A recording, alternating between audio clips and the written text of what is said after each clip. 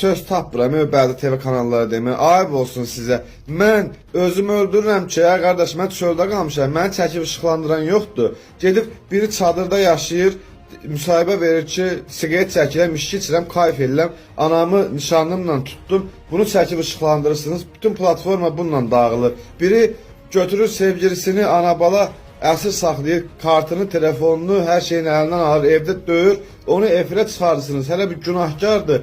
Onu əməliyyat elətdirirlər, nə bilim şərait yaradırlar ki, yaxşı insanları, o bəzi oğlanları bədbaxt edirlər.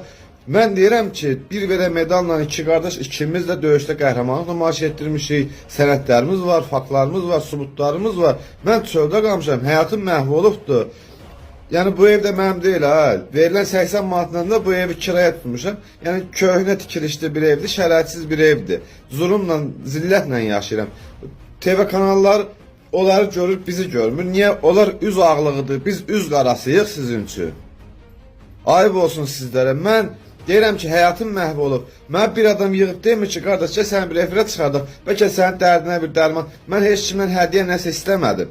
Demədim, mənə ev hədiyyə verin, mənə maşın hədiyyə verin, mənə pul hədiyyə verin. Mən dedim ki, mənə ipoteka ilə zaten ay 300-350 manata bir ev verilsin.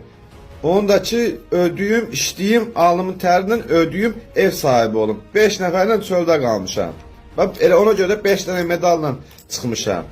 6 dənədir. Ona görə 5 dənəsən çıxmışam ki, 5 nəfərlə mən çöldə qalmışam. Ailə tərkibim 5 nəfərdir. 5 nəfərlə mən çöldə qalmışam. Gedin siz onları çıxardın. Onlar üz ağlığıdır. Biz üz qarasıyıq.